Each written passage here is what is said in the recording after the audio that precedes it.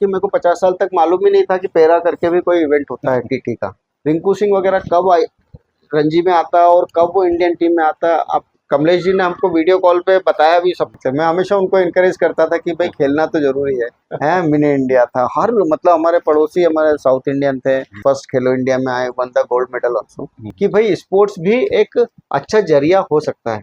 हमारे यहाँ हमारी कंट्री में बहुत ज़्यादा इतनी फैसिलिटीज़ नहीं है। मतलब आजकल हर जगह में पैरा प्लेयर हैं, मतलब बैडमिंटन में भी हैं, टेबल टेनिस में भी है, क्रिकेट में भी, सभी बास्केटबॉल में भी प्लेयर्स को इतना एक्सपोजर मिल रहा है ना कि वो अच्छे से अच्छे प्लेयर को भी।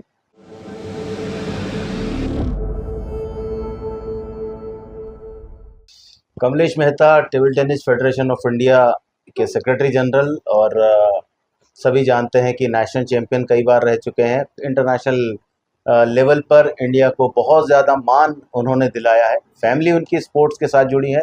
नेशनल चैंपियन उनकी वाइफ भी रह चुकी हैं, मोनालिसा बरुआ, जो असम से आती हैं। लेकिन कमलेश मेहता जी उन व्यक्तियों में शुमार हैं जो हमारे देश के पहले ओलंपियंस टेबल टेनिस में रहे हैं। 1988 में जो सियोल में पहली बार टेबल टेनिस को ओलंपिक में शामिल किया गया था, उस ओलंपिक में खेलने वाले प्लेयर भोपाल में भी आ चुके हैं। नेशनल 1984 में भोपाल में टेबल टेनिस हुआ था, उसमें यहाँ भी वे चैंपियन बने थे। तो कमलेश जी के साथ का कोई एक्सपीरियंस बताएं, या किस तरह से उन्होंने पैरा एथलीट्स को भी मेन स्ट्रीम में लाने का जो प्रयास किया है। तो कितने पैरा एथलीट्स अब उसका फ़ायदा उठा रहे हैं या उसके साथ जुड़ते जा रहे हैं? कमलेश जी के आने के बाद एटलीस्ट नेशनल लेवल पे एक क्लियरिटी भी आ गई, एक पॉलिसी भी आ गया कि किस तरह से इंटरनेशनल लेवल के लिए सिलेक्शन होगा और क्या क्या टूर्नामेंट होंगे।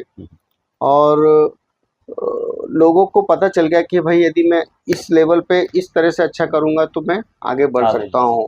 और उन्होंने रेगुलर इंटरेक्शन किया ऐसा, जब भी नेशनल्स होता था ही यूज्ड टू कम और ही used to talk to everybody actually, कि भाई किसी को कोई परेशानी है, क्या सजेशन है आपका, किस तरह से हम इसको आगे बढ़ा सकते हैं। इस तरह से वो मतलब हमेशा बहुत इंटरेक्ट किया, उन्होंने काफ़ी सपोर्ट किया। इनफैक्ट मेरे को तो फॉर्चुनेट हूँ मैं कि जब भी हमारा पीएसपीबी में मैं खेलता था तो वहाँ पे भी कमलेश जी से मेरी मुलाकात हुई। और हमारी कंपनी में हमेशा अरूप बसक हैं, वो भी उनके काफ़ी क्लोज हैं। तो मेरे को तो फॉर्चुनेटली अच्छा है कि उनके साथ काफ़ी इंटरेक्शन का मौका मिला। लेकिन उन्होंने काफ़ी चीज़ एक सिस्टमेटिक वे में कर दिया।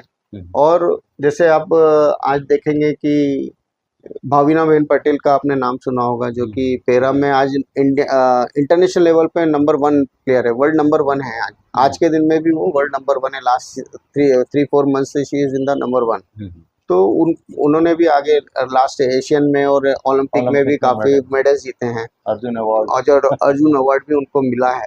तो इस टाइप का इनकरेजमेंट एक्चुअल में इसी तरह से Sonal Patel is also coming, मतलब वो भी बहुत अच्छा कर रही है और वो भी आगे आ रही है। अभी रिसेंट में अभी लास्ट वीक 10 डेज में ही हमारा एशियन चैंपियनशिप हुआ था बीजिंग में। तो उसमें हमारे संदीप और मिस्टर मदान है, उन्होंने डबल्स में ब्रॉन्ज मेडल जीता। और सोनल पटेल और राजलक्ष्मी ने मिलके भी एक डबल्स में bronze medal. This is the first time we have won in the Asian championship के डबल्स वगैरह में। तो इस टाइप से इंकरेजमेंट मिल रहा है, लोगों को काफ़ी सपोर्ट मिल रहा है कि आपको ग्रूमिंग का एक वो मिल रहा है कि आपको ग्रूम किया जा रहा है, आपको अपना एफर्ट पूरा लगाइए, आगे बढ़िए। हमारे साथ तो खैर हम सर्विस वाले हैं, तो हम वहाँ पर थोड़ा लिमिटेशन रहता है कि हमको नौकरी करना है, उसके बाद ही खेलना है, तो थोड़ा लिमिटेशन रहता है। लेकिन कुछ लोग हैं जो कि स्पोर्ट्स पे बहुत ध्यान दे रहे हैं और पूरे टाइम कुछ लोग खेल भी रहे हैं। तो आगे आने वाला भविष्य बहुत अच्छा है एक्चुअली। वो पहला इंटरनेशनल इवेंट जहाँ मेडल आया, एक इंडियन कंटिजेंट के साथ आप गए, पूरा जो दल गया था, इसमें सिल्वर मेडल आपके गले में आया। वो जो आपने फ्लैग की बात की कि भारतीय तिरंगा जब आपने लहराया, वो खुशी जो आपने बांटी, न केवल हमारे देशवासियों को बल्कि टेबल टेनिस के साथ जो लोग जुड़े हैं उन सभी को वो खुशियां बांटी। तो वो पल थोड़ा सा और याद करके बताएं कि कैसे वो मेडल तक का सफर आपका चला। क्या जाने के पहले तैयारी थी कि मेडल तक पहुंचना है, क्योंकि उसके पहले भी आप एक इंटरनेशनल इवेंट खेल चुके थे? हाँ, उस समय मतलब luckily 2023 was very lucky for me actual में, आई कैन से दैट, क्योंकि मैं उसी समय नेशनल भी जीता था, रैंकिंग भी जीता था। रैंकिंग के बाद ही जून के एंड में आई थिंक मेरा जब मुंबई ट्रांसफ़र हुआ, तो मतलब मेरे नए ऑफिस ज्वाइन करने के 4 दिन बाद ही मेरे को वहाँ निकलना था। अच्छा, तो इट वाज खेलने के आल्सो लिए। खेलने के लिए, तो इट वाज वेरी डिफिकल्ट कि आप नए डिपार्टमेंट में जा रहे हैं, नए बॉस हैं, लेकिन उन्होंने बड़ी खुशी खुशी से मेरे को परमिशन दिया कि हाँ आप जाइए। तो वहाँ जाके मतलब मैंने ज्वाइन करने के पहले ही बता दिया था साहब मेरे को वहाँ जाना है। तो वहाँ जाने के बाद मतलब उस टूर्नामेंट में हमारे काफ़ी साथी लोगों को और भी मेडल्स मिले थे। जी। मेरे को अकेले नहीं, बाकी लोग भी मतलब अलग-अलग कैटेगरी में थे, जी। उन लोगों को भी काफ़ी सिंगल्स और डबल्स में, मेरे को सिंगल्स में भी मिला था, डबल्स में भी ब्रॉन्ज मेडल मिला था। तो बाकी लोगों को भी मिला था, तो हम लोग बहुत मतलब हमारे पूरी की पूरा जो टीम थी, उसने काफ़ी मेडल प्राप्त किए थे। और कमलेश जी ने हमको वीडियो कॉल पे बताया भी, सबको बधाई भी दी थी, और उन्होंने काफ़ी इनकरेज भी किया था। उस समय मेरे को अच्छे से याद है कि उन्होंने पूरे सभी लोगों से बात की, हम पूरी टीम के साथ मतलब काफ़ी हम लोगों ने उस समय एंजॉयमेंट किया, बिकॉज सभी लोगों ने मेडल जीते थे, कुछ ना कुछ जीता था। तो it was a really fantastic time that actual में वो we have enjoyed a lot at that time. तो उस 2 मेडल के बाद रात में नींद आई या ख्वाबों का सफर चलता रहा कि वो सब चीजें दिखने लगती है जब आप इतना बड़ा अचीवमेंट लेकर आते हैं, आपकी जर्नी आपको दिखने लगती है बचपन से, करेक्ट। आपके दोस्त यार दिखने लगते हैं, आपकी फैमिली दिखने लगती है, और जो ऑफिस है वो दिखने लगता है, जितने लोग सपोर्ट में रहते हैं, भले ही वो आपको एयरपोर्ट तक छोड़ने आए या ट्रेन तक छोड़ने आए, वो सभी यादें अपने साथ आ जाती हैं। तो वो कुछ पल बताएं कि कैसे वो बताया। अब तो सोशल मीडिया हो गया, या हाँ, आपके पास सेल फोन है तो आप सीधे घर पे कॉल कर सकते हैं, तो फैमिली के साथ कैसे उस बात को शेयर किया गया? एक्चुअल में ये बात सही है। जिस दिन फाइनल मैच था, उस समय मतलब मेरे को वही लग रहा था कि क्या मैं 3-4 इंटरनेशनल खेल चुका हूँ, 3 इंटरनेशनल खेल चुका हूँ, बट मेडल नहीं आया। क्या अच्छा। मेरे को इंटरनेशनल मेडल मिलेगा, हाँ। नहीं मिलेगा, क्या होगा मालूम नहीं। मतलब मैं उस पर्टिकुलर टूर्नामेंट में मेरे को ये लगा, मतलब ये तो इवेंट में जाने के पहले? इवेंट के पहले ही। ओके। तो मतलब बिकॉज दो एक इवेंट में ऑलरेडी एक बैंकॉक में और एक स्पेन में खेल चुका था, but I could not get any medal in that actually. वहाँ पे मेरे को जब मेडल के पहले के दिन थे, उस दिन मेरे को थोड़ा सा एक मन में एक शांति थी कि हाँ मेरे को एक मेडल तो मिल जाएगा। तो मेरे नाम पे कम से कम एक इंटरनेशनल लेवल पे एक यानी समथिंग इज, सेमीफाइनल पहुंच हाँ गए थे तब उसमें तक? ग्रुप, हाँ ग्रुप लेवल पे था। हाँ। तो उसके उसके बाद मेरे को लगा कि मेरा तो नंबर 2, मैंने सभी को हराया, केवल एक इंडियन प्लेयर से ही मैं थोड़ा सा हार गया था, उसमें सभी मैच मैंने जीते थे। और उसके बाद फिर डबल्स में भी मैं एक मैडम के साथ मतलब मिक्स डबल्स में भी मैंने वहाँ पे ब्रॉन्ज मेडल लिया था। मतलब ये सिल्वर तो लिया, एक साथ में मैंने एक ब्रॉन्ज भी लिया था उसमें, जो सेम जॉर्डन में ही। तो इट वाज ए रियली मतलब घर वालों को भी बताया कि हाँ इंटरनेशनल लेवल पे मेरा एक मेडल तो अभी है, अब आगे देखते हैं। अब मैं ट्राई कर रहा हूँ कि मेरे को आने वाले टाइम में मेरे को कुछ इसको इम्प्रूव करना है। अभी तक मैं सिल्वर में था, अभी जैसे लास्ट ईयर तो मैं डबल्स में गोल्ड मिला, अभी now I have to improve for getting something in the singles also actually में, that I am trying now. तो वो जो पहला इंटरनेशनल मेडल है, पहले मतलब 2 इंटरनेशनल मेडल एक बार एक ही इवेंट में आपको मिल गए, तो उन मेडल्स ने कितनी प्रेरणा दी, कितनी चुनौतियां दी, और कितना मानसिक रूप से अब आपको मजबूत भी बनाया कि अब कदम आगे बढ़ा लिया है, अब मेडल का कलर बदलना है, करेक्ट। टाइम निकलता जा रहा है, एज बढ़ती जा एज रही, तो बढ़ती ऐसे जा में रही खेलना भी थोड़ा मुश्किल होता जा रहा है। तो वो मेडल ने कितनी प्रेरणा दी, और अब वो 2023 से 2025 आ गया, ये 2 साल का है। सफर, उस मेडल के बाद से कहानी। आ, मतलब मैं आपको बताऊं, जब मैं वो मेडल जीत के आया जॉर्डन से, मतलब मेरे घर के अलावा मेरे ऑफिस वाले भी बहुत खुश थे, और उन्होंने कुछ फोटोग्राफ मेरे से मंगाए, और उन्होंने एक पूरा बोर्ड बनाया, अच्छा। उसमें उस फोटोग्राफ को डाला, और सभी लोगों ने साइन लिख के और सब मतलब कमेंट्स डाले उन्होंने, सबने साइन करके मेरे को एक मेरा ऑफिस में मैंने डाल के रखा हुआ है एक बोर्ड, जो उन्होंने मेरे को मतलब इट इज रियली ओवर, मेरे को नहीं मालूम था भी क्या ऐसा भी करने होगा वाले? कल, बट उन्होंने सबने कि we are proud of you, we are expecting more, ये मतलब सभी लोगों ने, मतलब मेरे ईडी से लेके मेरे जितने भी ऑफिस में 25-30 लोग थे, 25-30 लोगों ने उसमें डाला। उन्होंने फोटो पूरे फोटोग्राफ बना के एक फोटो फ्रेम जैसे बना के जी देते जी। हैं, और नीचे कमेंट्स लिख के देते हैं ना, वी प्राउड ऑफ यू करके, ऐसा उन्होंने मेरे को वो वाला इवेंट्स मतलब बहुत मतलब मन को छू गया कि देखो मेरे सभी लोग साथ हैं मेरे, मतलब मेरे को बहुत अच्छा लगा उस समय। और घर में तो एक खुशी का माहौल अलग था, वो तो मेरे बच्चे लोग दोनों, वाइफ और पूरे फैमिली भाई या भाभी और मतलब पापा मम्मी सब लोग बहुत खुश थे उस समय। मदर तो नहीं रही उस समय, लेकिन मेरे को डेफिनेटली उनका हमेशा आशीर्वाद रहा एक्चुअली। और नई पीढ़ी जब देखती है अपने दादाजी को, चाचा जी को, ताया जी को खेलते हुए तो कभी पूछते हैं कि हम भी स्पोर्ट्स में आना चाहते हैं, क्या करें? हाँ, मतलब वो लोग भी सोचते हैं खेलना। मेरा सन तो फुटबॉल वगैरह का बहुत प्रेमी है, वो तो बहुत फुटबॉल वगैरह खेलता है, लेकिन नॉट दैट लेवल एक्चुअल में। अभी तो सब लोग अपने पढ़ाई में और इसमें सब में लग गए हैं, तो स्पोर्ट्स में सच कोई आगे निकल नहीं पाया। मैं भी मतलब बहुत बाद निकला हूँ, तो हो सकता है वो लोग बाद में दे में come back to for the sports sector. मैं हमेशा उनको इनकरेज करता था कि भाई खेलना तो जरूरी है, बिकॉज मैं तो जब छोटा था मेरे पापा हमेशा मेरे को खेलने के लिए भेजते थे कि 5 बजे के बाद खेलने जाना ही है आपको। 1 घंटा आप बाहर खेल के 1 डेढ़ घंटा खेल के आओ। तो हम लोग बीएचएल में रहते थे क्वार्टर्स में, तो हमेशा मैं खेलने तो डेली जाता था इसमें, मतलब नॉट टीटी, क्रिकेट वगैरह ही खेलते थे हम ग्राउंड में, तो कुछ ना कुछ गेम तो खेलते ही रहते थे हम।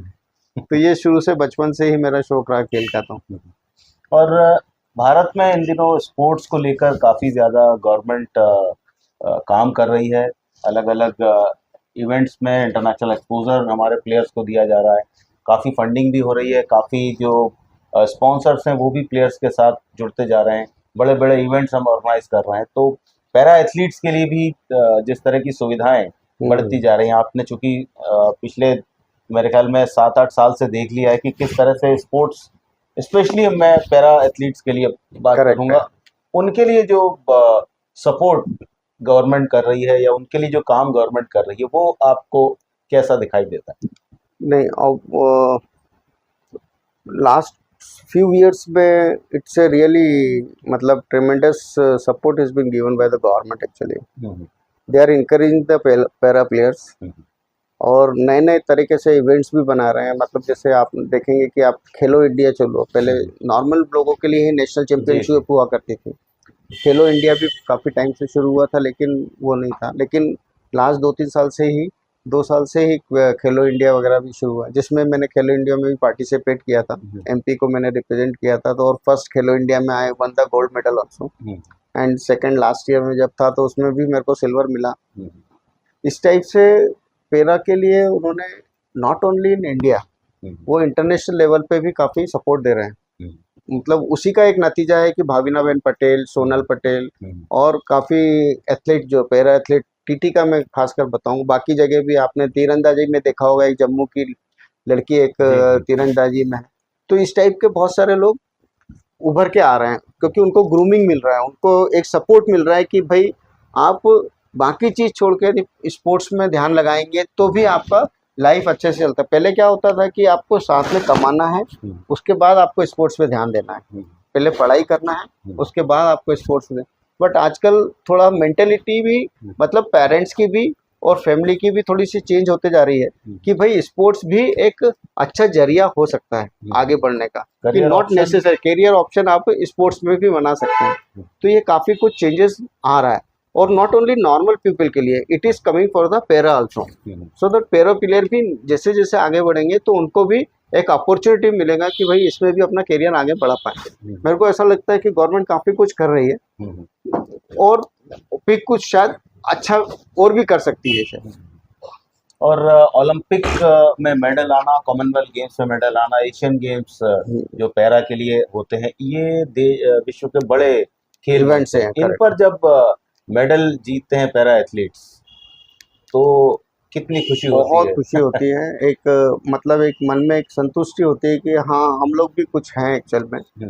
हमारे यहाँ हमारी कंट्री में बहुत ज़्यादा इतनी फैसिलिटीज़ नहीं है जो फॉरेन कंट्रीज़ में फैसिलिटीज़ है। जिस तरह से उन लोग को गाइड किया जाता है, जिस तरह से उनको ट्रेन किया जाता है, वो सब इक्विपमेंट्स और वो सब चीज़ें शायद हमारे पास अप टू द मार्क नहीं है, लेकिन हमारे पास जज्बा है। इंडियंस लोगों के पास जज्बा है, जिसके कारण से वो लोग इतने आगे पहुंच पा रहे हैं। मेरे को ऐसा लगता है कि हमारा जज्बा जो है उनके बाकी इक्विपमेंट्स और फैसिलिटी से भी बहुत आगे है, जिसके कारण के लिए हम अच्छा कर पा रहे हैं। और जो नए जो एथलीट्स हैं, जैसे आपने बताया कि आपको बहुत देर में पता लगा कि पैरा के लिए भी कोई इवेंट होता है, मास्टर्स के लिए भी कोई इवेंट होता है, तो जो यंग जनरेशन है या जो पेरेंट्स हैं जिनके बच्चे बचपन से दिव्यांग है या कोई चोट के कारण दिव्यांग हो जाता है, तो उनको आप क्या कहना चाहेंगे कि कैसे यदि स्पोर्ट्स में आना चाहते हैं तो कैसे स्पोर्ट्स को अडॉप्ट करें, क्योंकि इसमें भी आप अपना जज्बा दिखा सकते हैं, जैसा अभी आपने कहा, आप अपना जोश दिखा सकते हैं और विश्व का सबसे बड़ा जो मंच है ओलंपिक पैरालंपिक में भी तक भी आप पहुंच सकते हैं। Correct correct. पहले एक्चुअल में अवेयरनेस नहीं था, मतलब जैसे मैं एक बेसिकली चार्टर्ड अकाउंटेंट हूँ, but it is a really very, मतलब मेरे को बोलते हुए अच्छा नहीं लग रहा है कि मेरे को 50 साल तक मालूम ही नहीं था कि पैरा करके भी कोई इवेंट होता है टीटी का। तो इट इज़ मतलब माई इग्नोरेंस वी कैन से कि मैं बाकी चीज़ों में शायद ज़्यादा उलझा रहा। यदि मेरे को 25-30 साल पहले पता होता तो शायद I would have been in the Olympic और एशियन में कुछ ना कुछ मेडल शायद मिल पाता, आई डोंट नो। बट आजकल अवेयरनेस बढ़ गया है एक्चुअल में, आजकल पेपर में भी खूब आ रहा है, आजकल सोशल मीडिया इतना ज़्यादा हो गया है जिसमें कि सबको पता चलता है। इनफैक्ट मेरे ऑफिसेस में भी कुछ दिव्यांग लोग रहते हैं, उन लोगों को भी मैं बताता हूँ, कभी मिलता हूँ तो मैं उनको बोलता हूँ आप इसमें पार्टिसिपेट कीजिए, इसमें नहीं तो इस गेम में पार्टिसिपेट कीजिए, नॉट नेसेसरी टीटी, मतलब आजकल हर जगह में पैरा प्लेयर हैं, मतलब बैडमिंटन में भी हैं, टेबल टेनिस में भी है, क्रिकेट में भी, सभी बास्केटबॉल में भी, सभी में है। तो मतलब मैं जिनको देखता हूँ उनको मैं कोशिश करता हूँ कि उनको वो कन्विंस कर सकूं कि भाई आप किसी जगह पे आप एक जगह इन्वॉल्व हो, इसमें थोड़ा सा आगे बढ़ने की कोशिश करो, आपको जो इंटरेस्ट है वो करो, नॉट ए इशू कि भाई आप एक ही चीज कर सकते हो, आप इसके साथ ये भी कर सकते हो। तो इस टाइप से मतलब पेरेंट्स को भी आप धीरे धीरे पता चल रहा है एक्चुअली। आजकल मैं मतलब जब मैं नेशनल्स के लिए जाता हूँ, पैरा नेशनल्स में जाता हूँ, तो मैं देखता हूँ बहुत सारे पेरेंट्स अपने बच्चों को लेके आते हैं, जो कि 15 साल के 20 साल के बच्चे हैं, उन लोग को 25 साल के बच्चे हैं जिनको चल नहीं पाते हैं, उनके साथ पेरेंट्स आते हैं, जो व्हील चेयर से खेलते हैं उनके साथ हमेशा पेरेंट्स आते हैं, कुछ लोग मैरिड भी हैं तो वो अपने वाइफ के साथ आते हैं। मतलब लोग आजकल सपोर्ट कर रहे हैं, ऐसा नहीं है कि आप घर पे बैठे हुए हैं, आजकल माँ बाप दोनों आते हैं साथ में, मतलब दूर से, मैं बोल रहा हूँ आपको इंदौर में मैं देखता हूँ हमेशा, कलकत्ता से, आसाम से, बहुत सी जगह से लोग आना, मतलब कहीं से भी आ रहे हैं लोग आजकल। तो लोगों में अवेयरनेस आ गया है और लोगों ने इसको बढ़ावा दे रहे हैं। मतलब पिछले 3-4 सालों से मैं कंटिन्यूसली देख रहा हूँ कि बहुत लोग अपने पेरेंट्स के साथ आ रहे हैं, संख्या बढ़ती जा रही है। पहले 80-90 लोग होते थे, आजकल 300-400 लोग आ रहे हैं और 300-400 लोगों के साथ उनकी फैमिली भी आ रही है। तो एक अवेयरनेस बढ़ती जा रही है, लोग आते जा रहे हैं। शहर से बाहर हो और रिलेटिव के यहाँ पैकेट भेजना है, ड्रॉप जोन है ना। शहर में कहीं से भी अपना पैकेज पिक या ड्रॉप करवाएं। ड्रॉप जोन है ना। Drop zone.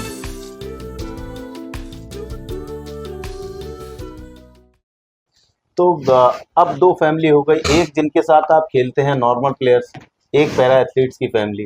तो अब दोनों का थोड़ा सा कंपैरिजन बताएं कि अब कैसा लगता है उनके साथ खेलना, उनके साथ एक आपकी मतलब 90% लाइफ तो वहीं चलती है स्पोर्ट्स की, कि आपको सुबह से उनके साथ खेलना है। अब वो भी एक अलग कंपटीशन होने लगा है कि भाई अब वो भी सोचते हैं कि यार ये नेशनल चैंपियन है, ये इंटरनेशनल मेडलिस्ट है, ये वर्ल्ड चैंपियन है डबल्स में, तो अब इनको भी अच्छे से खेलें, इनको हराएं तो थोड़ा उनको भी अच्छा लगे। और दूसरी जो आपकी फैमिली ये पैरा एथलीट्स वाली है, जिसमें आप देख रहे हैं कि ये गजानन परमार हैं, ये नेशनल चैंपियन, ये वर्ल्ड मेडलिस्ट हैं, तो इनके साथ अब तैयारी के साथ आना है। रेगुलरली तो मैं नॉर्मल लोगों के साथ ही खेलता हूँ और इट्स ए रियली फॉर्चुनेट कि मेरे को काफ़ी अच्छे लोग मिलते हैं और वो इनकरेज भी करते हैं। और मैंने जिससे बताया कि मेरा खेलने का स्टाइल थोड़ा सा अलग है, तो उसमें उन लोगों को भी कुछ वो मिलता है एक्चुअल में डेवलप करने के हिसाब से। और वेटरन्स वगैरह में भी मैं थोड़ा सा ठीक ठाक कर रहा हूँ। तो वो तो एक रेगुलर फेनोमेना हो गया। लेकिन जब मैं नेशनल या रैंकिंग पैरा में जाता हूँ तो वहाँ पे तो मैं ही शायद सबसे ज़्यादा एजेड रहता हूँ, एक आध बंदा ही ऐसा होगा जो मेरे से ज़्यादा उम्र का रहता है। तो वो सब लोग मतलब रियली मेरे को एक इंस्पिरेशन की तरह से नज़र से देखते हैं। सब लोग मेरा रिस्पेक्ट भी करते हैं, भले ही खेलने में खेल के टाइम में खेलेंगे, लेकिन सब लोग पूछते हैं इसको कैसे करना चाहिए, इसको कैसा करना चाहिए। और वो लोग काफ़ी मतलब एक फैमिली जैसे हो जाते हैं, सब लोग जानते हैं। और मतलब अभी मेरा कुछ ऑफिस का इंगेजमेंट था, इसके कारण मैं अभी रिसेंट में जो रैंकिंग इंदौर में हुआ था लास्ट मंथ में, तो I could not attend that. Oh, तो मेरे को बहुत लोगों को message, uncle we are missing you करके, ओह, मतलब एवरीबडी वाज मिसिंग मी। मतलब मेरे को बहुत वो लगा कि I could have gone, but मेरे ऑफिस का थोड़ा सा काम का वो ऐसा वो था कि मैं उसको अटेंड नहीं कर पाया था। तो ऐसा लगता है कि हाँ, लोग मेरे को जानते हैं और वो मेरे को याद भी करते हैं, और एक इंस्पिरेशन की तरह वो बोलते भी हैं कि हम आपको देख के ही सीख रहे हैं कि हम भी खेल सकते हैं करके। इस एज में यदि आप खेल रहे हैं तो हम तो अभी बहुत छोटे हैं, मतलब 25-30 साल के बच्चे लोग हैं सब, 20 से 25 साल के बच्चे हैं, तो वो लोग खेलते रहे तो ठीक है, इम्प्रूव कर रहे हैं, अच्छा है।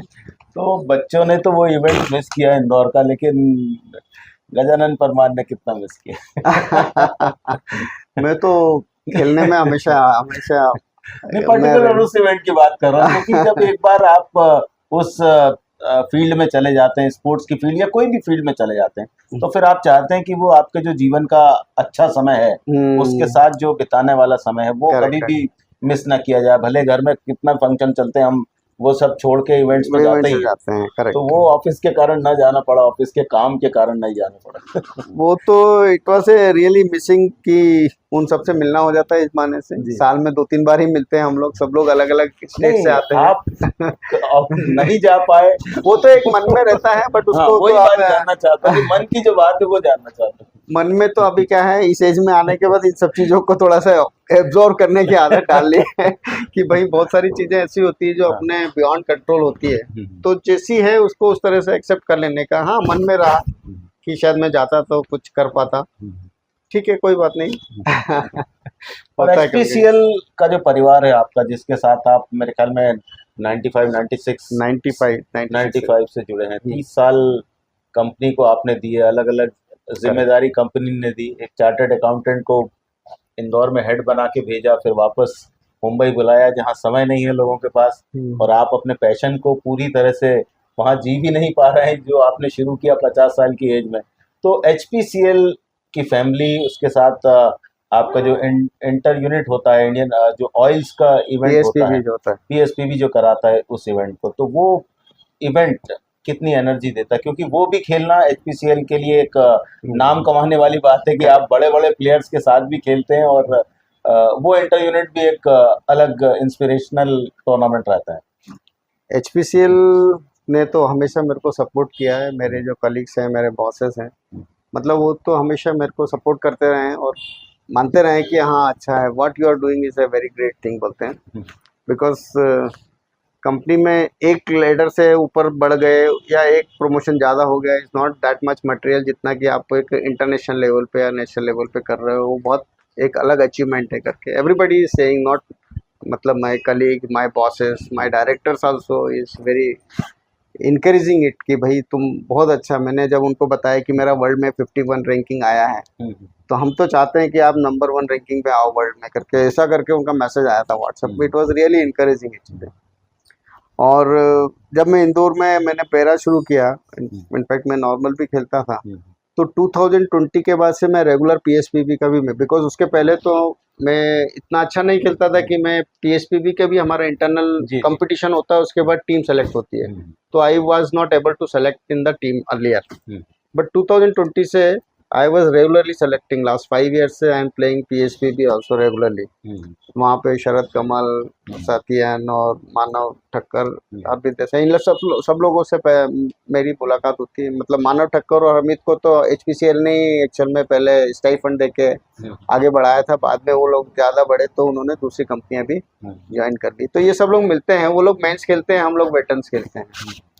तो लास्ट 3 साल से तो मैं ही हमारी कंपनी को लीड कर रहा हूँ, बिकॉज मैं लकीली मतलब आई एम फॉर्चुनेट कि मैं थोड़ा ठीक ठाक खेलने लगा, तो मेरी टीम को लेके मैं ही जाता हूँ। इनफैक्ट 2022 में तो हम लोग है ना, मैंने डबल्स में मैं विनर भी था, मतलब गोल्ड मेडल भी लिया था पीएसपीबी मैंने मिस्टर प्रफुल्ल वाघ के साथ। उसके अलावा हमने टीम चैंपियनशिप में जीती थी 2022 में। उसके बाद से लास्ट 2-3 ईयर्स से हम लोग रनर्स अप रहे हैं टीम चैंपियनशिप में, बिकॉज ओएनजीसी की टीम बहुत स्ट्रांग है एक्चुअली। उनसे हम लोग दो एक साल से बीटिंग ले रहे हैं। इस साल हम लोग कुछ नया करेंगे शायद। तो ये एक बहुत बड़ा प्लेटफॉर्म है पीएसपीबी में एक्चुअल में, अच्छे इंटरनेशनल लेवल के प्लेयर से मिलना। कमलेश भाई भी वहाँ आ जाते हैं और मतलब काफ़ी एक अलग ही माहौल रहता है एक्चुअल में। 3-4 दिन का हमारा जो टूर्नामेंट होता है PS public sector oil companies का, it was a really amazing environment और बहुत कुछ सीखने को मिलता है वहाँ पे, क्योंकि इंटरनेशनल लेवल के प्लेयर्स को हम खेलते हुए देखते हैं और वो करते हैं।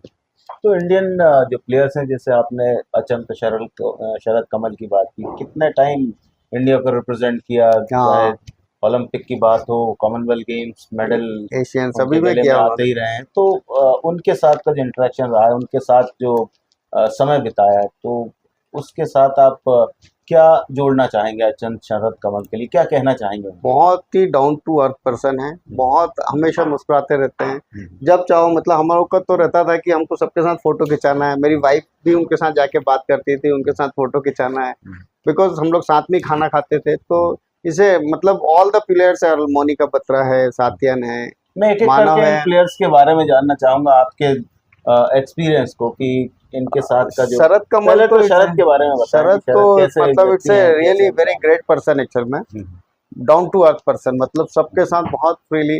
In fact many of the times ये होता था कि हमारा वेटरन्स में आईओसी अपोनेंट्स रहता था, तो he is in from the IOC, तो वो बीच में आके बताता कि अरे तुम ऐसा खेलो ऐसा खेलो, but still somehow I could defeat that person. तो मैं देखा, बट बाद में हमारा शाम को पार्टी वगैरह होता है तो उसमें भी मिलना, और ऐसे मतलब अच्छे एटमॉस्फेयर में मिलते हैं हमेशा, बहुत अच्छा लगता है।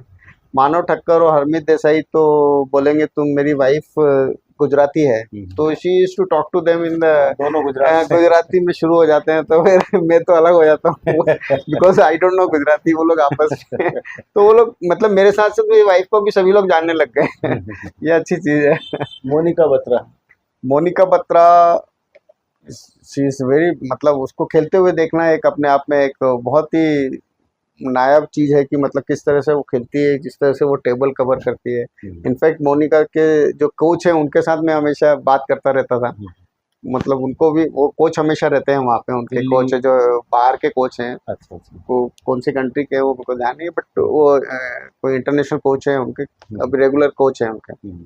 तो I use to take a photo with him और I use to talk to him, मतलब वो भी मतलब 2-3 बार से दिखे तो ही आल्सो रिकॉग्नाइज कि हाँ he is coming for this HPCL की तरफ से रिप्रेजेंट करने के लिए वेटरन्स टीम में आए करके। तो it's a really good movement actual में, एक मन में रहता है कि हाँ हम कुछ सेलिब्रिटीज के साथ थोड़ा हम पहचानते हैं करके, ऐसा लगता है।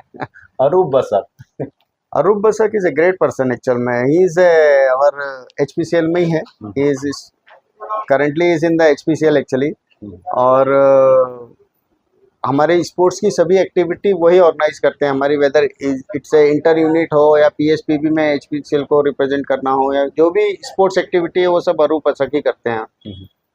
पूरा हमारा आजकल HPCL का पूरा स्पोर्ट्स का दारोमदार हमारा अरूप बसक ही पिछले 4-5-6 सालों से वही अपने हाथों पे लेके रखा है उन्होंने, तो he is doing a very great job. Sathiyan is a very nice person, recently has become a parent also. उनके अभी सन भी हुआ एक्चुअल में, कुछ 2-4-6 दिन पहले ही शायद मेरे को फेसबुक में लगा था, तो मैंने उनको बधाई भी दी।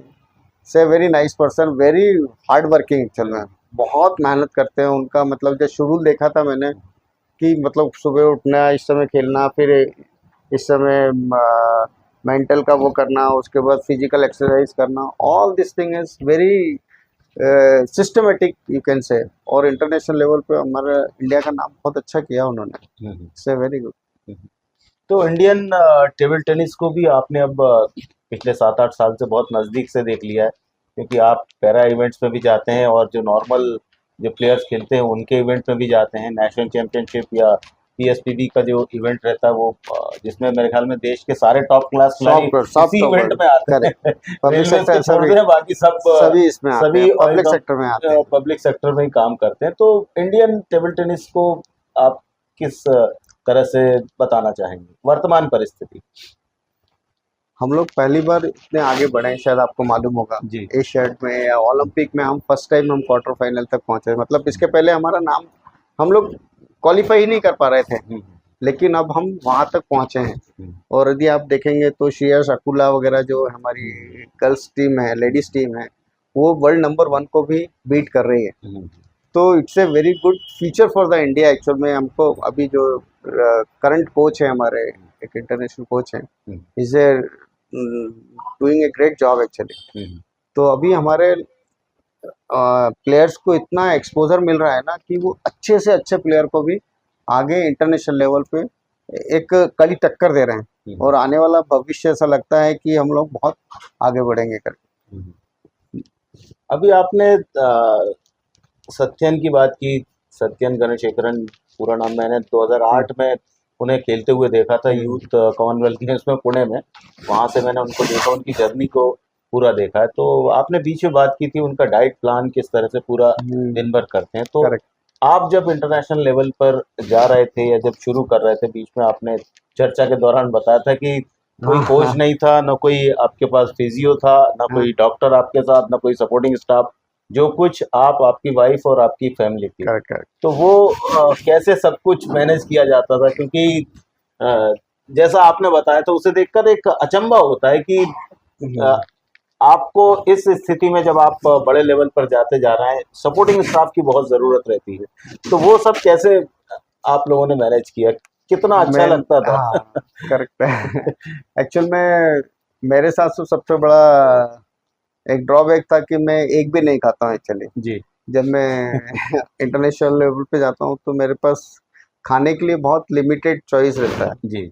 और मोस्टली मेरी वाइफ तो 8-10 दिन का, 5-6 दिन का तो सामान रख देती है कि भाई ये खा लेना। शुरू में पहले दिन तो मैं जब पहली बार स्पेन गया था तो मैं शायद 2-3 दिन तक तो मैंने खाना ही नहीं खा पाया, बिकॉज मेरा पुराना मतलब जो सामान लाया था वो भी खत्म हो गया था। प्लस वहाँ पे मतलब नॉनवेज देख के ही मैं I was not able to, मतलब वहाँ पे हर चीज़ में अंडा तो सभी में रहता था मोर। फिर मैंने होटल वगैरह घूम के एक आध जगह खाना वाना खाया था। तो it was really difficult earlier, but बाद में लेटर ऑन मैं वाइफ ने पता किया कि भाई कुछ रेडी टू ईट भी होता है जिसको कि आप लेके जाओ, पानी में गर्म करके आप वो करो। तो बाद में मैंने वो शुरू किया। बट जहाँ मैंने देखा है कि मतलब हमारे कुछ अच्छे प्लेयर भी जाते हैं, काफ़ी इंडियंस जाते हैं। जैसे हमने बैंकॉक वगैरह में पिछले 2 बार से गया था मैं, तो वहाँ पे हमारी बहुत बड़ी टीम गई थी एक्चुअली, और भाविना बहन वगैरह ये सब भी थे। तो उस समय उन लोगों ने स्पेशली दाल रोटी और वो भी बनाया, सब्जी भी बनाया था हमारे लिए, मतलब इंडियन फूड भी उन्होंने बनाया था। तो पहली बार मेरे को अच्छा लगा कि हाँ, बैंकॉक में भी हम लोग को इंडियन फूड मिल रहा है, घर जैसा खाना मिल रहा है। तो एक बहुत बड़ा चैलेंज होता है कि बाहर जाएंगे तो आपको खाने का थोड़ा सा, यदि आप नॉनवेज खाते हैं तो कोई इशू नहीं है, बट यदि आप नॉनवेज नहीं खाते हैं तो थोड़ा सा एक वो रहता है। तो मैं अपना स्प्राउट्स वगैरह ये सब लेके जाते हैं और स्प्राउट्स वगैरह को रात को गला देते हैं, सुबह खाते हैं। इस टाइप से हमारा काम नॉर्मल चलता है। अभी ऑफ लेट जब से कमलेश जी आए हैं, कमलेश जी आए हैं, उसके बाद से तो उन्होंने पिछले 3-4 टूर्नामेंट से तो फिजियो को भी साथ में भेजना शुरू किया। उसके पहले नहीं होते थे। पिछले 2 साल से फिजियो भी साथ में, मतलब 2 फिजियो साथ में हमारी टीम के साथ जा रहे हैं आजकल। ये तो बहुत अच्छी चीज़ शुरू की उन्होंने। मैं उसी स्प्राउट के बारे में बात कर रहा था कि अभी चर्चा के पहले आपने बताया था कि आपकी वाइफ किस तरह से जब आप इवेंट के लिए तैयारी करते थे तो आप मिलकर कि किस टाइम क्या खाना है, ये सब आप नेट पर देखकर तैयारी करते थे। वो मैं थोड़ा सा जानना चाह रहा था। She used to take care, not me actually। मैं I was not aware कि क्या खाना है क्या नहीं खाना। She used to गूगल में करके कि भाई इसके बाद खाना है। बच्चे लोग भी उसको सपोर्ट करते थे कि नहीं पापा को ये खिलाओ, मिठाई नहीं खाना है, शक्कर नहीं खाना है, ये खाना है। तो वो बच्चे लोग और वाइफ मिलके ही डिसाइड करते थे कि क्या डाइट करना है करके। मतलब घर में ही सब, पूरे घर में ही सब डाइटिशियन थे। और वैसे जीवन में गजानन परमार को क्या पसंद है खाने में? मैं खाने का तो बहुत ही शौकीन हूँ। मेरे को सभी चीज़ बहुत, मतलब घर का खाना मेरे को बहुत अच्छा लगता है। एक्चुअली में दाल रोटी भी घर पे मिल जाए तो मेरे को सबसे अच्छा दाल रोटी मतलब आई लाइक इट एनीथिंग। मतलब मेरे को कुछ भी नहीं चाहिए बाहर, यदि बाहर का खाने से घर का खाना मेरे को बहुत अच्छा लगता है। और खाने में तो मेरी wife since she is from Baroda, तो गुजराती लोगों की तो नई नई डिशेस, खाम ढोकला भी बनता है, हांडवा भी बनता है, बहुत सारी चीज़ें बनती हल्का है। सा मीठा भी रहता है उसमें मीठा भी साथ में, रहता है, दाल के मतलब साथ दाल नहीं, मीठी मिले। वो मतलब she is from the MP वाली गुजराती है, इसलिए अच्छा, उसमें अच्छा। मीठा रहता नहीं है, चले। तो इट इज़ गुड एक्चुअल में, खाने का टेस्ट घर पे ही मतलब मेरे को ज़्यादा अच्छा लगता है। और कंपनी की तरफ से कंट्री में अलग अलग जगह जाना, ऑफिशियली जैसे जाते हैं, और वेकेशन में जाना फैमिली के साथ, और स्पोर्ट्स में इवेंट में जाना अलग जगह पर, तीनों को कैसे बताना चाहेंगे? कितने रिलैक्स रहते हैं, कितने फ्री रहते हैं, कितना एंजॉय करते हैं, कितना स्ट्रेस होता है, ये Correct. 3 जगह का अलग अलग जो पार्ट है वो थोड़ा सा अलग अलग बताएं। पहले कंपनी की तरफ से कहीं कंपनी की जैसे तरफ जाना से हो जब तो। हम ऑफिशियल टूर पे जाते हैं तो हमारा एक ही लक्ष्य रहता है कि हम किस काम के लिए गए हैं और किस तरह से उसको कंप्लीट किया जाए और किस तरह से उसको सक्सीड किया जाए, मतलब उसको पाया जाए कंपनी के लिए क्या बेस्ट हम कर सकते हैं। तो उस समय हम बाकी और कुछ चीज़ नहीं सोचते हैं, इनफैक्ट मतलब पूरा दिन रात उसी में लग जाता है। तो और बहुत आजकल तो हम इस पोजीशन में आ गए हैं कि मतलब हम हमारे बच्चे लोग को भेज, मतलब नीचे वालों को भेज देते हैं और नॉर्मली वो लोग हैंडल कर लेते हैं, लेकिन समटाइम्स हमको जाना पड़ता है गवर्नमेंट ऑफिशियल से मिलने या किसी पर्टिकुलर कारण से कहीं कहीं विजिट करना है। तो ऑफिशियल विजिट एक ऑफिशियल पर्पस के लिए रहती है। पर्सनल विजिट मतलब जब भी हम बाहर जाते हैं, जैसे मैं लंदन वगैरह भी गया, मेरे सन का कन्वोकेशन था तो WNB गया, तो हम उस समय भी हमारा मतलब we are connected with the office actual में। If anything is there, because we are in the position where हम we can not leave the things just like के चले, कुछ ना कुछ तो जरूरत पड़ती है एक्चुअल में ऑफिस में। है हमारी पूरी टीम है, इतना प्रॉब्लम नहीं है, लेकिन sometimes some of the thing is required a consent from me और समथिंग लाइक दैट। तो वी आर ऑलवेज भी कनेक्टेड, ऐसा नहीं है कि हम पर्सनल ट्रिप पे गए हैं या खेलने के लिए गए हैं तो हम ऑफिस से कनेक्ट हैं। इसी टाइप से खेलने भी जब मैं जाता हूँ, मैं स्पोर्ट्स लीव लेके जाता हूँ, लेकिन मेरे ऑफिस की मीटिंग रहती है तो मैं VC पे भी मीटिंग करके उसको रिजॉल्व करता हूँ। मतलब काम अपनी जगह चलता रहता है, वो काम मतलब ऑफिस की responsibility I never let go कि भाई ऑफिस की रिस्पॉन्सिबिलिटी कभी गई हो, वो हमेशा वेदर पर्सनल ट्रिप हो या मेरा ऑफिशियल ट्रिप हो, वो हमेशा एक कंटिन्यूस प्रोसेस है। और मतलब टीम होने के बाद भी कुछ चीज़ें ऐसी रहती हैं जिसमें कि एक हमारा ओके चाहिए रहता है, हमारे कंसेंट चाहिए रहती है, तो इसके लिए हम रेगुलरली हमारी कुछ मीटिंग्स रहती है, MCC meeting, bits committee meeting वगैरह कुछ कुछ रहता है, प्रपोजल्स वगैरह आते हैं, तो उसके लिए रेगुलर इंटरेक्शन रहता है, not very frequent but sometimes it requires, तो that time we are always available with the company. तो बिकॉज कंपनी भी सपोर्ट करती है तो हमको भी कंपनी के लिए अच्छा तो रहता ही है।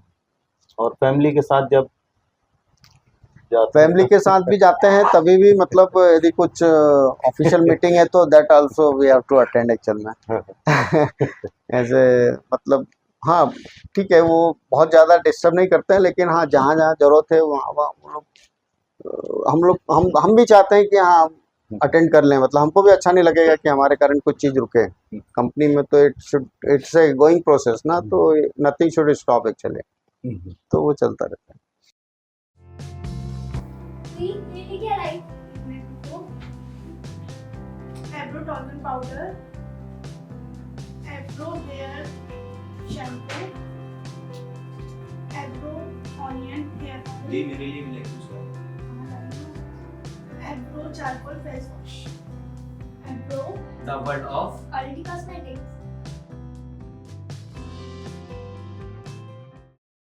तो कंपनी का जॉब एक तरफ और स्पोर्ट्स की लाइफ एक तरफ, वो लाइफ कंपनी वाली जो आपने काम किया, चार्टर्ड अकाउंटेंट बने, फिर बॉम्बे पहले पोस्टिंग हुई, फिर इंदौर आए, फिर इंदौर से एक नया आपने रास्ता चुना कि ये भी मेरे को शौक है, वापस मुंबई फिर चले गए हैं, तो दोनों को कैसे बताना चाहेंगे? पहले कंपनी HPCL में काम HPCL करना, में तो काम करना एक बहुत सुखद अनुभव है एक्चुअल में। मैं 31वां साल चल रहा है मेरा जी कंपनी में।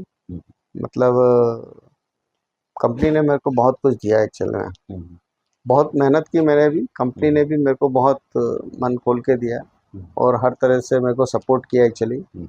It was a really fantastic journey actually. अच्छी पोजीशन में दी, मेरे अच्छे सीनियर्स मिले, मेरे कलीग्स मिले, जिसके सपोर्ट से मैं आज इस पोजीशन पे पहुंचा। शायद बचपन में मैंने कभी नहीं सोचा था कि मैं इस पोजीशन तक पहुंच पाऊंगा। भगवान की कृपा मतलब बड़ों का आशीर्वाद है कि जिससे मैं यहाँ तक पहुंचा हूँ। ये तो बहुत बड़ी बात है एक्चुअल में। और फिर जब मैं अपना ये पैशन मैंने शुरू किया, जी तो आज कंपनी वाले भी मेरे को बहुत, मेरे हायर अप्स भी मेरे को बोलते हैं कि at least you have something to do after the retirement. Many of the people doesn't have what they will do after the retirement, after the 60 years, what they are going to do, मतलब what they will do at the home, because full time they are busy in the office ना। तो 9 से 5 यदि office में रहते हैं, यदि वही 9 से 5 घर पे रहेंगे तो करेंगे क्या, मतलब एक वो रहता है ना, because हर कोई तो आदमी ज्वाइन नहीं करेगा, हर कुछ नहीं करेगा ना। तो बोलते हैं at least you have a something, कि भाई तेरे को रिटायरमेंट के बाद तेरा कुछ टाइम तो इसमें निकल ही जाएगा, तेरे पास एक पैशन है। तो it's a really good thing कि भाई after retirement also I can invest some time for the my, मतलब थोड़ा ज़्यादा टाइम मैं डिवोट कर पाऊंगा अपने खेलने के लिए और इंटरनेशनल, मतलब नेशनल लेवल पे, इंटरनेशनल लेवल पे खेलने के लिए। ऐसा मेरे को लगता है कि it's a good opportunity given by the company actually, because उन्होंने ही सपोर्ट किया, इसके कारण ही मैं आगे बढ़ पाया।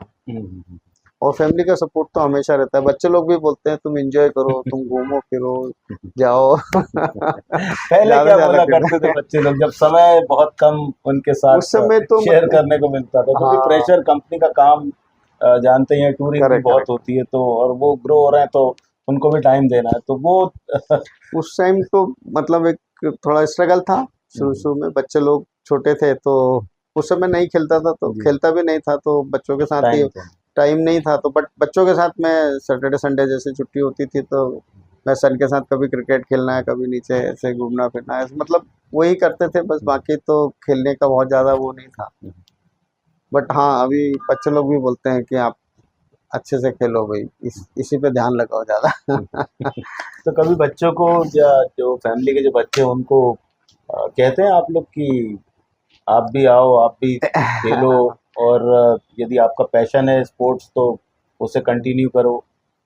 नहीं, मैं बोलता हूँ सभी बच्चों को, खेलते हैं वो लोग, मतलब but not that level, but हाँ थोड़ा बहुत प्रैक्टिस, मतलब नॉर्मल इंटरटेनमेंट के हिसाब से खेलते हैं, नॉट वेरी सीरियस मूड में बच्चे लोग नहीं खेलते हैं। हाँ, मेरा भांजा भी यहाँ BHL स्पोर्ट्स क्लब में खेलने जाता था पहले, बट अब वो बैंगलोर में है तो खेलता है, वो भी फुटबॉल खेलता है, कभी कुछ खेलता है, बट नॉट वेरी फ्रिक्वेंट में, कि जिससे वो किसी चीज़ को आगे बढ़ा पाए। शायद इतना ज़्यादा आगे शायद नहीं करते हैं वो लोग, बिकॉज सभी लोग बच्चे आजकल क्या है, आजकल एटमॉस्फेयर अलग हो गया, उनका अलग अलग प्रायोरिटीज अलग हो गई, ऑफिस का भी इतना स्ट्रेस हो गया है ना बच्चे लोग को कि वो लोग they didn't get the time for this thing actually.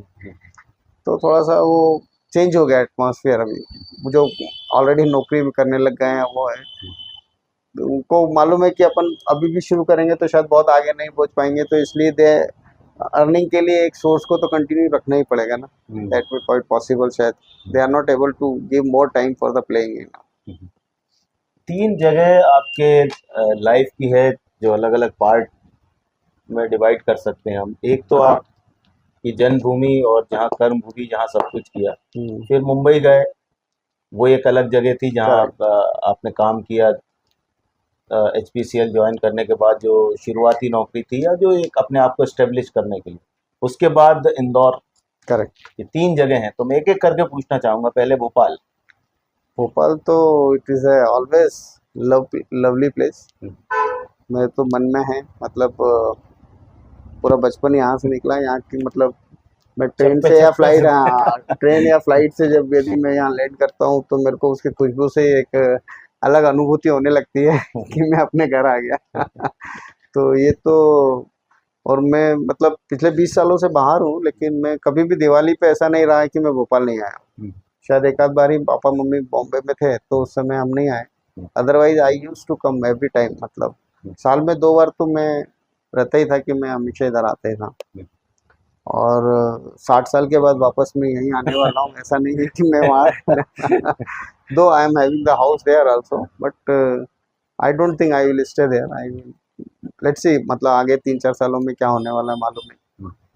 Bombay से वेरी मतलब टफ रही, इससे मतलब आपको बहुत प्लानिंग से वहाँ चलना पड़ता है, आपके पास टाइम नहीं है। मतलब वहाँ पे यदि आपकी 8:02 की ट्रेन है, तो यदि आप 8:03 पे गए तो वो ट्रेन भी निकल जाती है। तो आपको मिनट्स का भी वहाँ ध्यान रखना पड़ता है, टाइमिंग का, पंक्चुअलिटी वगैरह is a very necessary in Mumbai. और ऑफिस और घर का competition is a, it's a really very tough. Initially तो I used to go by the train, पिछले 10 सालों से तो मैं ट्रेन से नहीं जा रहा हूँ, लेकिन पहले तो ट्रेन से जाया करता था। It was a really struggle actually, बहुत मेहनत करते हैं लोग वहाँ, बहुत काम है एक्चुअली, बहुत literally I can say that कि वहाँ पे आप कुछ भी करेंगे तो आपको अपॉर्चुनिटी है, बहुत अपॉर्चुनिटी है वहाँ। इंदौर आने के बाद मेरा मन करा कि मैंने रिक्वेस्ट भी किया कि भाई मेरे को एक छोटे से टाउन में से 2 टायर सिटी में भेज दो तो अच्छा है, because you used to get the time ना, फैमिली को भी टाइम दे पाते हैं। बॉम्बे में रह के इतना फैमिली को टाइम नहीं दे पाते हैं आप। ये एक बहुत बड़ा जो मेजर पोर्शन बॉम्बे का जो रहा है हमारा, कि फैमिली को बहुत ज़्यादा टाइम नहीं दे पाए। यदि शायद हम भोपाल या इंदौर पर रहते हैं तो हम शायद बहुत ज़्यादा टाइम दे पाते हैं। हम इंदौर आए तो अनफॉर्चुनेटली उसमें भी 1-1.5 साल कोविड में निकल गया हमारा, लेकिन फिर भी हम लोग ने काफ़ी फैमिली टाइम दिया एक्चुअल में, रिलेटिव्स को, सबको, मतलब अच्छा लगा बहुत। और मेरा पैशन वहाँ से, मतलब मेरे को अपना मेरा self you can say evolve हुआ मैं, कि मैं कुछ कर सकता हूँ आगे, कुछ मेरे अंदर कुछ पैशन है तो उसको आगे बढ़ाने की वो किया मैं। तीनों शहर के बारे में एक एक बात अभी मेरे ध्यान में और आई।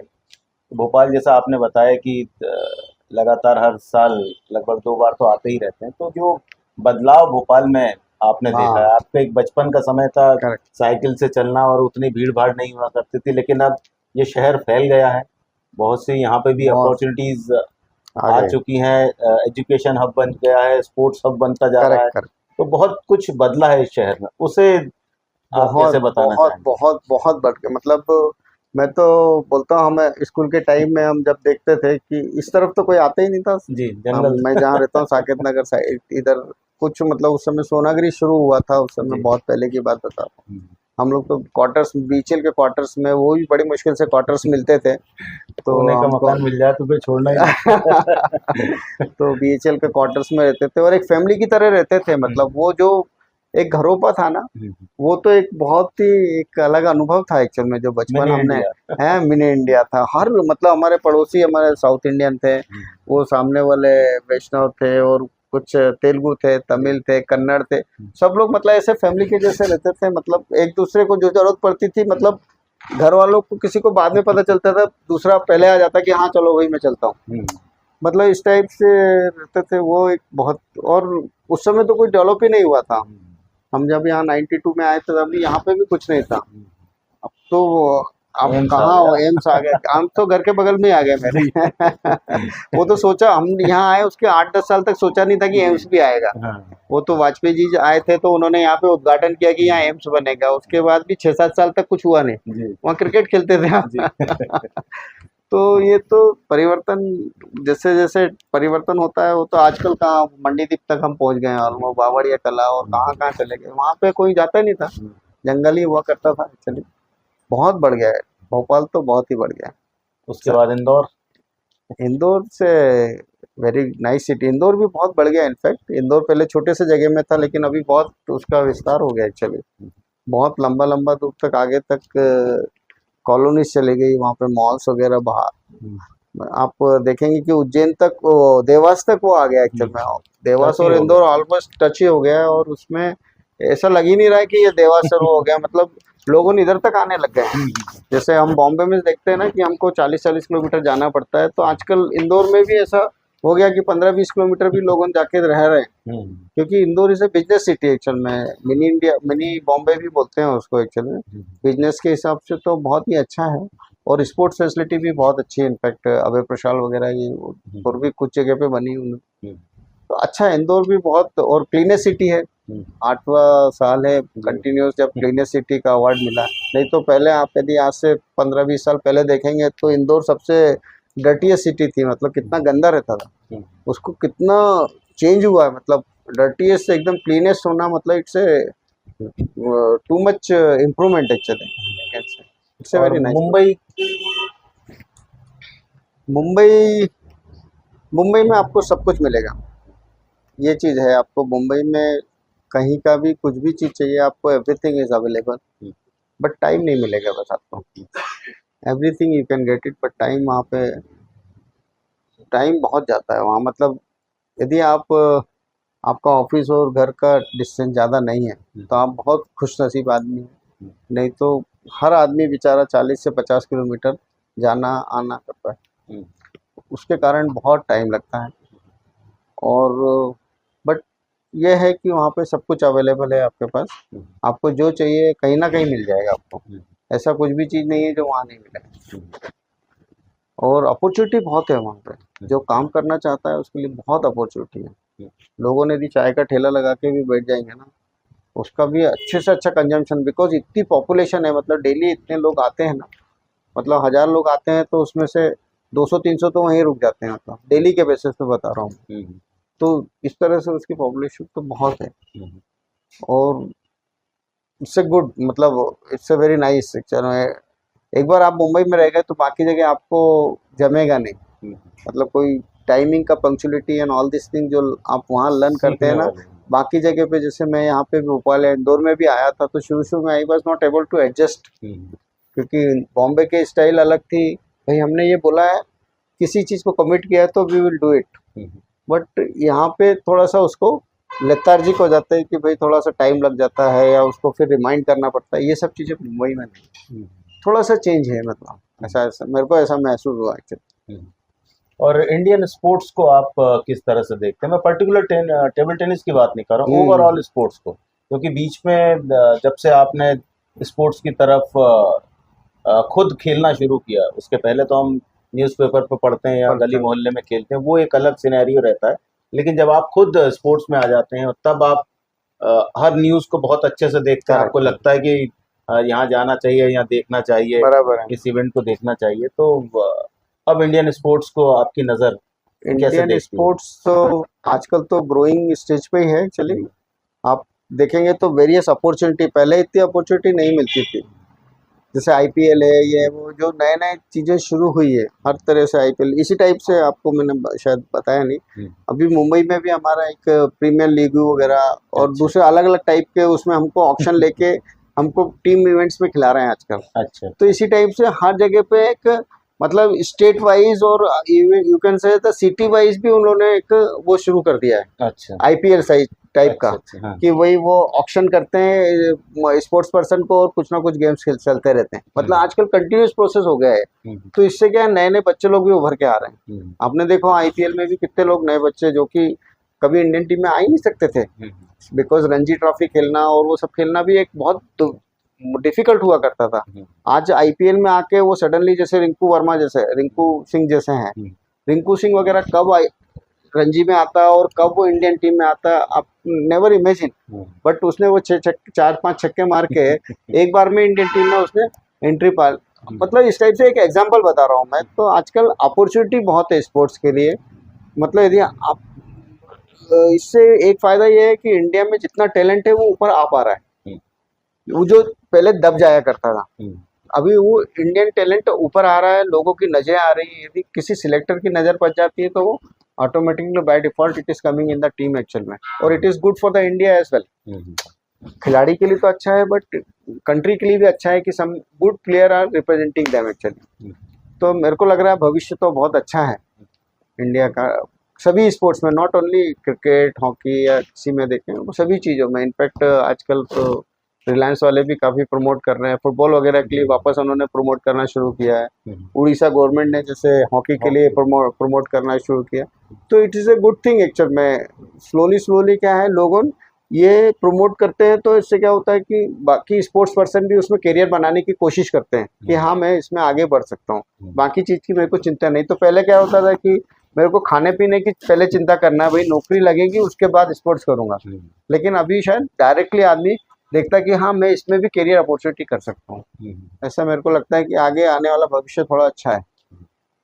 तो पूरे जीवन का निचोड़ as a GM HPCL, as a sports person, table tennis में डबल्स मास्टर्स के वर्ल्ड चैंपियन, सब कुछ दुनिया देखने के बाद, सब कुछ देखने के बाद, स्पोर्ट्स मिरर के जो हमारे दर्शक हैं उनके लिए आप क्या मैसेज देना चाहेंगे, क्या संदेश देना चाहेंगे? नहीं, मैं स्पोर्ट्स मिरर को बहुत बहुत धन्यवाद देना चाहूँगा कि उन्होंने मेरे को इस लायक समझा कि मेरे से गुफ्तगू की कुछ समय के लिए। It's a really very nice to meet all of you and it's a very nice. मैं तो आपका चैनल हमेशा देखता रहता हूँ और आपके पहले भी इंटरव्यूज़ देखे हैं मैंने। It's a really enlightened that कि मेनी ऑफ द पीपल जो नहीं जानते हैं उन लोग को हमको जानने का मौका मिलता है कि कौन कौन नई फील्ड में है, क्या है करके। It's a very good thing actual में and thank you very much to the sports mirror and continue to the good job actually. It is a good thing that ki you are bringing the unknown people to the community, that ki they will know that ki what are the thing is going on in the sports arena actually.